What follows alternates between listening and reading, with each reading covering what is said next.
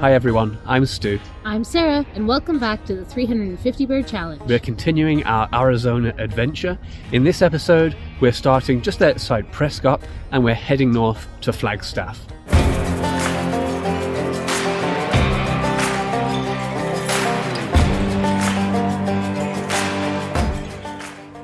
Okay everyone, welcome back. Sarah, where are we this morning? We are at Watson Lake and Riparian Preserve. We've just had a look over the lake. Really beautiful scenery down there. A few different ducks and a few geese, including this one, a greylag goose. Man, greylag goose is complicated. We go by the ABA checklist to decide what we can and cannot count, and the ABA recently declared the greylag goose countable because wild greylag geese have more frequently turned up across the continent as vagrants, but it's an honour system. And we think that this greylag goose is almost certainly a domestic or a domestic descended individual and is not technically countable, so we're going to leave it. Let's move on to the nearby trails under the pretty sunrise and find some stuff that is countable. Here's a common yellow throat. Something about that bold face pattern on these birds amuses me. And an orange-crowned warbler, a very widespread warbler across North and Central America. Well, that was just a quick roadside stop before we travel on to one of our main locations for the day. After leaving Phoenix in our last video, we'd made it to Prescott, and this is Watson Lake, just on the outskirts. Oh, and maybe I should admit, we visited the Palace Saloon last night, a proper frontier-style bar with whiskey that was just a little bit too Moorish, so let's just say that my birding skills may not have been at their keenest this morning. Still, the drive northwest towards our next stop near Cottonwood should give me time to get my eye back in. To get there means taking State Route 89A through the Black Hills mountain range. I'd like to apologise for the dirty windshield, but our rental company didn't provide washer fluid, just plain water. Anyway, up on those hills, perched precariously on the slopes of Cleopatra Hill, we rolled into the old mining town of Jerome. Once known as the wickedest town in the West, this former copper boomtown clung to life with saloons, brothels, and a population that soared and crashed with the price of ore. These days, it's swapped dynamite and dust for galleries and ghost stories and boutique charm, but it hasn't lost that rough-edged frontier soul. The streets wind like a spaghetti western set, and the buildings still wear their history on weathered wooden boards and rusted tin signs. After an hour, we pulled in to a new location. Okay everyone, welcome back to our next stop, which is, Sarah? Dead Horse Ranch State Park. It looks like a massive place, you could spend all day here, but we don't have all day. It took us a bit of time to get here due to some road closures on the way and some very windy mountain roads on the way here too. But we'll try a few different stops and see if we can find anything. We're going to try a few lagoons first that are kind of interconnected with hiking paths. Nice, a lifer ladder-backed woodpecker, a specialist of dry scrubby landscapes, often delicately probing branches for insects. But look, this one grabs hold of a juicy caterpillar and she's off.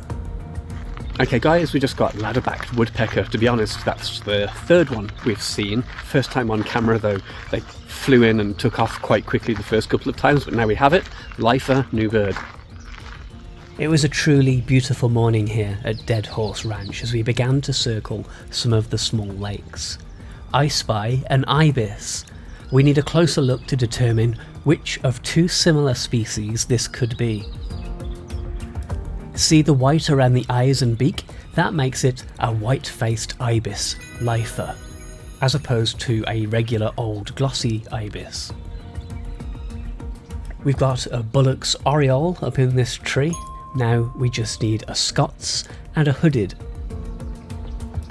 We'll see this closer in the future, but vermilion flycatcher, and that is one of my top 10 birds, so let's scratch him off my list. My first one as well, woohoo! We saw cinnamon teal in the last episode, but we're pleased to get a bit closer to these four today. This is a truly stunning location, around 265 acres of riparian forest and lakes, popular with hikers and birders, as well as anglers and angling herons.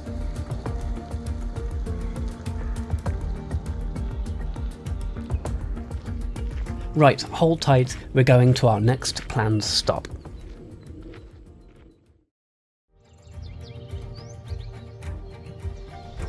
Okay guys, we left Dead Horse Ranch State Park and we have come to Page Springs Fish Hatchery. quite a few birds just outside of the parking lot, as is often the case. We've just picked up pine siskin. If you've been watching this challenge from the beginning, you'll know that those pesky winter finch birds weren't really cooperating with us at the beginning of the year, so we've now finally got pine siskin. Had to come all the way here to find it, but we're going to take a walk around part of a trail here, and there's also a lookout area. We're only 15 minutes down the road east of our last stop. We came to a couple of different places in Page Springs along Oak Creek, but we started here at the South Wildlife Viewing Area. And here's those pine siskins I mentioned, another widespread species. The short trail leads to a lookout, kind of. Perhaps there's normally water here outside of the dry season. You know, Arizonians often told us on this trip that it had been a much drier winter than usual.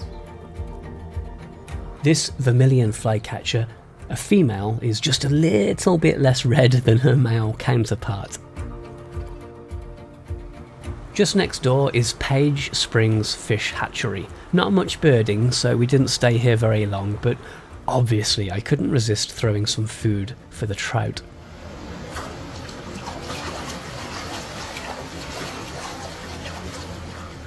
A tiny bit further up the road is Bubbling Springs. We walked along this very pretty trail, the Black Hawk Trail, but as you can see, the foliage is a little dense and that made it hard to get birds on camera. But just like the Black Hawk Trail promised, here's an actual lifer black hawk circling out in the open. And we saw several western kingbirds out by the fish hatchery area.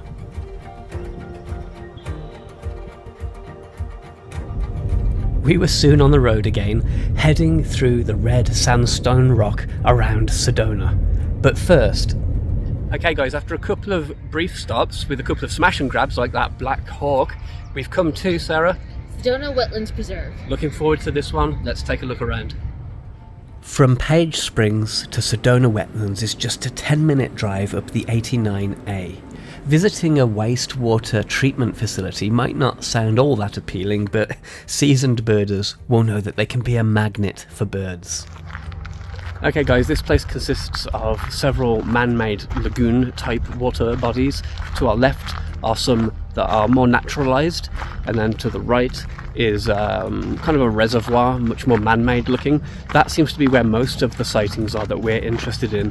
Potential for Wilson's Fowler up there, which would be a lifer, and some other shorbs and waterfowl. We're going to check the more naturalised ones first. They might be a bit quieter, but we'll check them out. It's going to be another bit of a slapdash because it looks like there's some weather moving in. The skies are getting quite dark. So let's take a look, see if there's anything here. We checked the water and some of the trees lining the trails.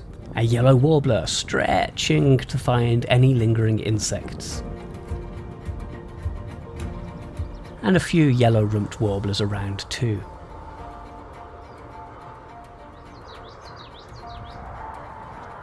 We also had an osprey fly over, but otherwise we decided we should head for the main reservoir.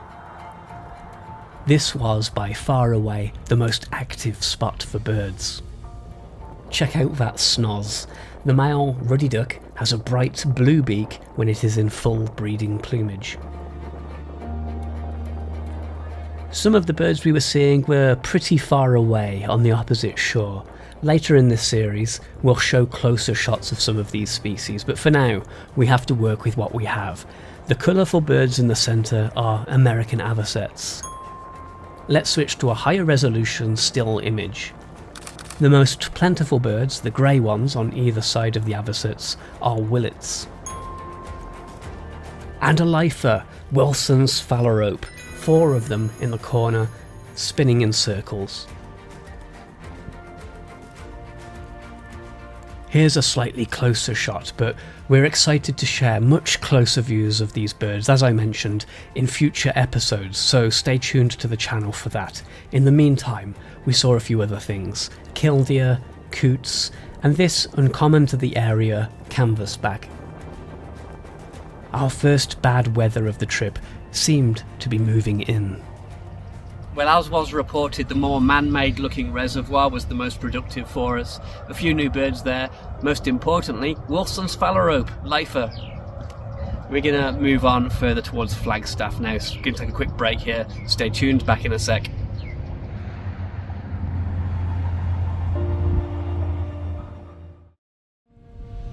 We continued our drive along the 89A through the awe-inspiring red-pink sandstone formations and mountains.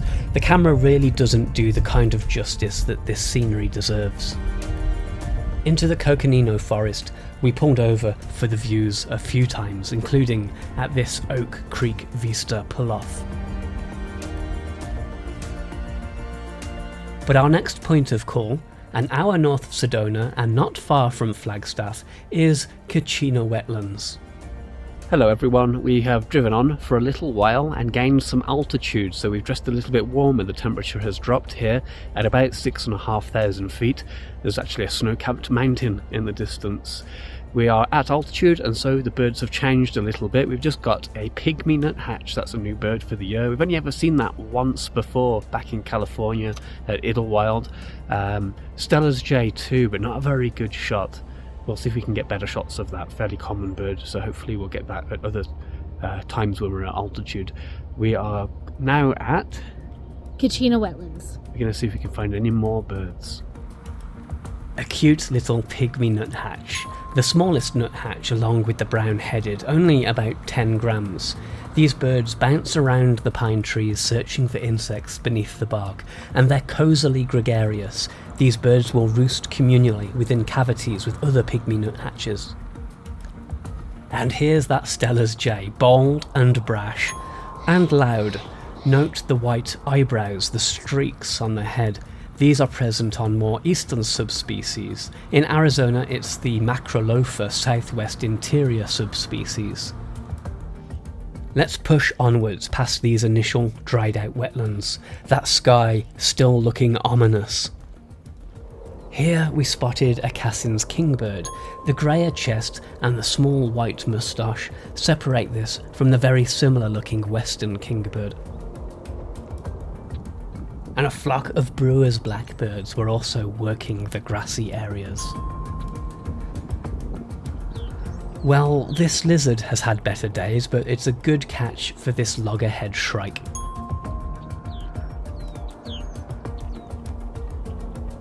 A little bit of water left here allowed for some Canada geese, and another spotted sandpiper to our collection.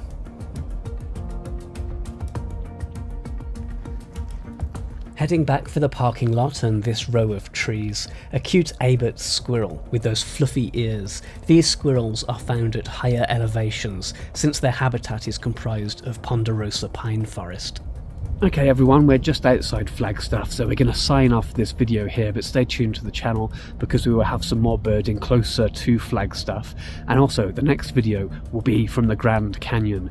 Can we find a very special bird there? Stay tuned and find out to the next video. In the meantime, if you wouldn't mind, please hit that like button for this video and leave us a comment. And if you haven't already, please subscribe, and after subscribing, select the bell for notifications. We'll be back soon guys. See you soon. Happy birding. Bye for now. Bye.